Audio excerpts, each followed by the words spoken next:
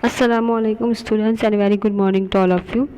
Today I am going to start our grammar topics, English grammar, and our very first topic of our grammar is direct and indirect speech, and it is also known as reported speech. यानी direct और indirect speech उसे हम reported speech के नाम से भी जानते हैं.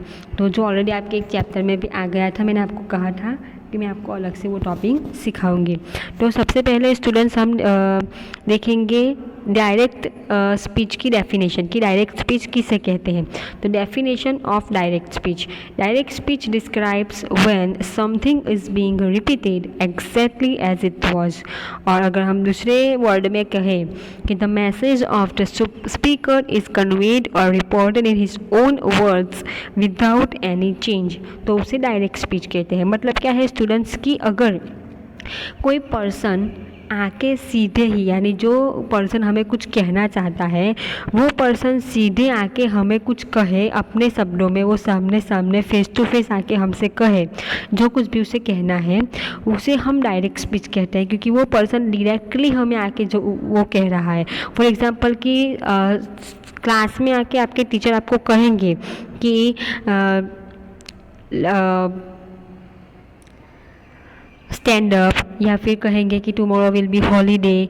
तो टीचर को आपसे जो कुछ भी कहना था वो आपके क्लास में आके आपको डायरेक्टली कहा, तो वो उसे डायरेक्ट स्पीच हम कहेंगे. फॉर एग्जांपल कि she said I am doing my homework, कि उसने कहा मैं अपना काम कर रही हूँ, अपना होमवर्क कर रही हूँ. तो ये डायरेक्ट स्पीच होगी. क्यों? क्योंकि उस लड़की ने खुद आपसे कहा है कि मैं होमवर्क कर रही हूँ, किसी से नहीं कहलवाया है कि उसे कह दो कि मैं होमवर्क कर रही हूँ. तो उसे डायरेक्ट स्पीच कहते हैं. अब हम देखेंगे इनडायरेक्ट स्पीच. तो definition of indirect speech, the message of the speaker is conveyed और रिपोर्टेड इन आवर और सेकंड पर्सन्स वर्ड. तो स्टूडेंट्स इनडायरेक्ट स्पीच किसे कहते हैं कि जो मैसेज या फिर जो कुछ भी इंफॉर्मेशन हमें वो पर्सन कहने वाला है वो खुद आके हमें नहीं कहता लेकिन दूसरे से कहलवाता है, तो उसे हम इनडायरेक्ट स्पीच कहते हैं. क्योंकि उस व्यक्ति का मैसेज हमें इनडायरेक्टली मिला है. फॉर एग्जांपल कि टीचर आपको आपके क्लास में अगर कुछ कहना चाहते हैं तो वो खुद आकर नहीं कहेंगे, दूसरे स्टूडेंट या फिर दूसरे टीचर से कहेंगे, कहलवाएंगे कि मेरे क्लास में जाके कह देना कि वो अपनी वो बुक ओपन करे या लेसन रीड करे. तो वो तीसरा पर्सन, वो दूसरा पर्सन आपके क्लास में आएगा और कहेगा कि आपके टीचर ने कहा है कि आप लोग बुक ओपन करके लेसन रीड करें. तो उसे हम इनडायरेक्ट स्पीच कहेंगे क्योंकि टीचर ने अपना मैसेज इनडायरेक्टली हमसे कहा है, किसी और से कहलवाया है, वो खुद नहीं आए हैं, तो उसे हम इनडायरेक्ट कहेंगे.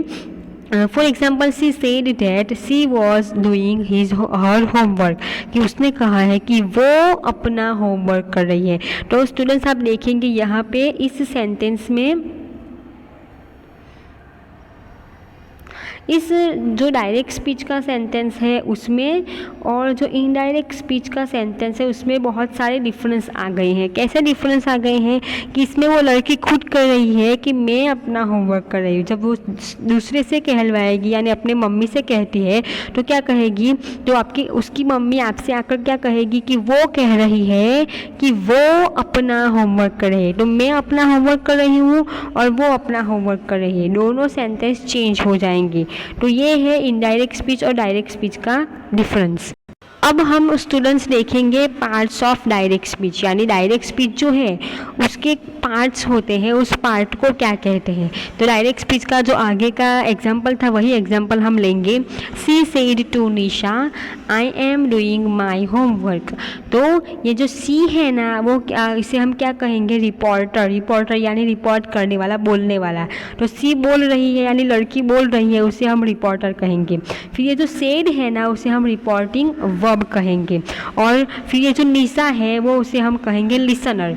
क्यों लिसनर कहेंगे, क्योंकि निशा सुन रही है, सुनने वाली है. वो जो लड़की है, ये जो सी है वो किससे बात कर रही है, तो निशा से. तो निशा सुन रही है, इसे हम उसे लिसनर कहेंगे.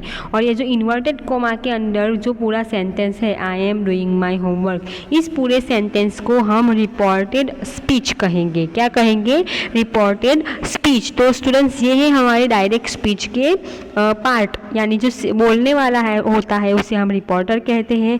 वो जो बोलने वाला जिस वर्ड को यूज़ करता है, वर्ब को यूज़ करता है, उसे हम रिपोर्टिंग वर्ब कहेंगे। जो जिससे वो कहता है, जो सुनने वाला होता है, उसे हम लिसनर कहेंगे। और जो पूरा सेंटेंस इन्वर्टेड कोमा का है उसे हम रिपोर्टेड स्पीच कहेंगे। तो ये है हमारे पार्ट।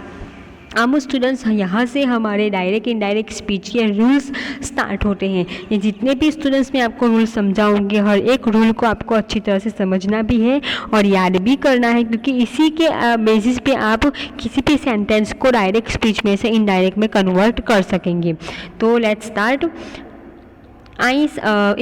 फर्स्ट रूल है, if sentence is in simple present tense and simple future tense and says will say shall say come as reporting verb, there will be no change in the reported speech sentence conjunction that is come.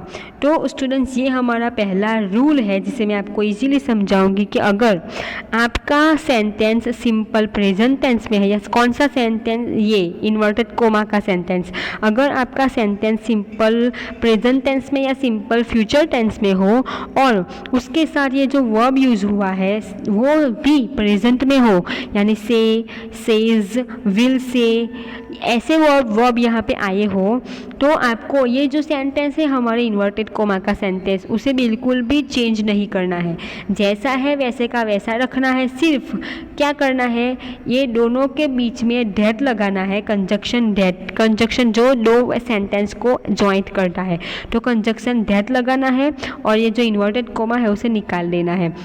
तो अगर हम उसे answer लिखेंगे तो क्या answer होगा कि Samira says Mehul is a doctor. ये हमारा डायरेक्ट स्पीच का सेंटेंस है, उसे हम इनडायरेक्ट बनाएंगे। तो समीरा सेज, ये जैसा है वैसा आएगा, बीच में कंजक्शन दैट, तो समीरा सेज दैट। अब ये जो इन्वर्टेड कोमा का सेंटेंस है वो भी आपको वैसे का वैसा लिखना है, सिर्फ इन्वर्टेड कोमा निकाल देने हैं। मेहुल इज़ अ डॉक्टर, तो Samira says that Mehul is a doctor. तो ये ऐसे सेंटेंस चेंज होगा। तो स्टूडेंट्स ये था हमारा डायरेक्ट इनडायरेक्ट स्पीच की जनरल इन्फॉर्मेशन, उसकी डेफिनेशन और हमारा फर्स्ट रूल। अब आगे के रूल हम नेक्स्ट वीडियो में देखेंगे। Thank you very much.